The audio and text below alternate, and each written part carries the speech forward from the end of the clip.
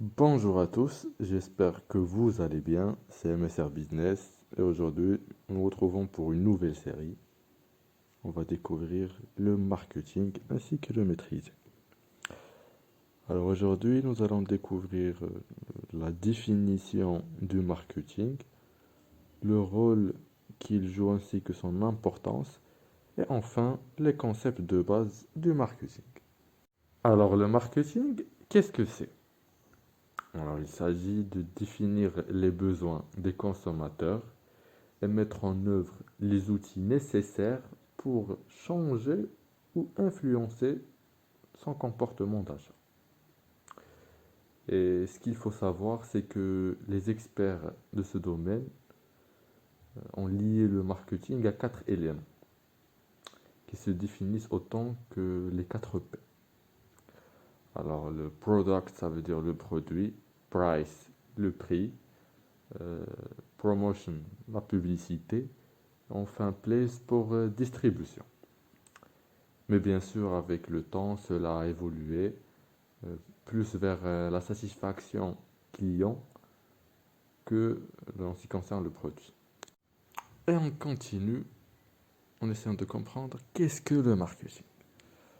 Alors, au sens managériel, c'est choisir son marché. Ça veut dire qui et où sont les clients que l'offre pourrait intéresser.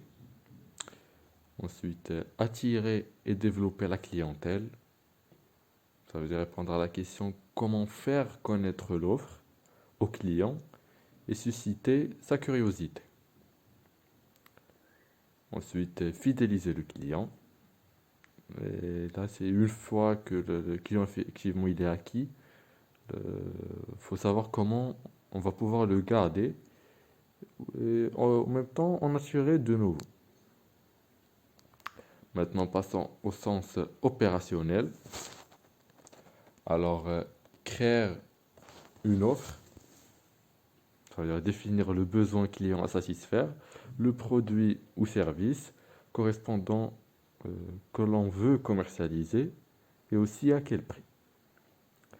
Ensuite, communiquer autour de cette offre, c'est-à-dire quels moyens et outils veut-on employer.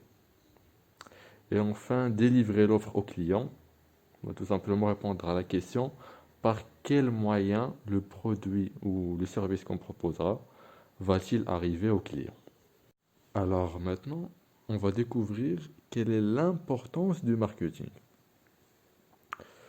Alors, en effet, il est devenu un élément essentiel, et cela pour créer une relation de fidélité envers le client, et cela principalement à cause de la férocité de la concurrence. Et pour cela, la relation client, ça va se diviser sur deux points, l'analyse et l'action. Au niveau de l'analyse, on devra comprendre le marché, connaître nos concurrents, identifier les contraintes pour la conception de l'offre. Et au niveau des actions, c'est le plan de communication, les actions pour fidéliser la clientèle et enfin des actions de promotion pour encourager l'achat. Et maintenant, on va passer au concept de base du marketing. Alors, premièrement, le concept de l'offre et la demande. L'offre qui correspond aux besoins d'un consommateur de vouloir acheter un produit, bien sûr avec la disponibilité du pouvoir d'achat. Et au niveau de la demande, c'est la proposition pour cette entreprise pour répondre à ce besoin. Vient ensuite l'environnement concurrentiel. Alors l'entreprise doit identifier ses concurrents sur le marché, même indirect, ça veut dire ceux qui proposent un produit différent, mais qui répond aux mêmes besoins. Et pour cela, l'entreprise doit identifier plusieurs critères à analyser. Premièrement, l'histoire de l'entreprise, l'implantation géographique, l'organisation interne, la stratégie commerciale la taille de l'entreprise, les offres que présente l'entreprise et enfin la politique de prix et de distribution ainsi que la stratégie de communication. La liste de départ prend forme d'un tableau comparatif de concurrence, également appelé benchmarking concurrentiel. Vous pouvez alors commencer à analyser le concurrent identifié en utilisant différents outils. L'analyse de SWOT, par exemple, la méthode Porter, ça veut dire les 5 forces porteurs, comme on a vu précédemment, ainsi que la matrice BCG, qui a, été, qui a aussi été traitée dans la vidéo, si je me rappelle bien, numéro 104. Et enfin, vient le principe de segmentation, ciblage et positionnement.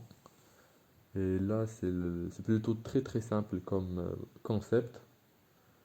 Premièrement, on divise le marché en plusieurs segments. On identifie les segments qu'on va cibler.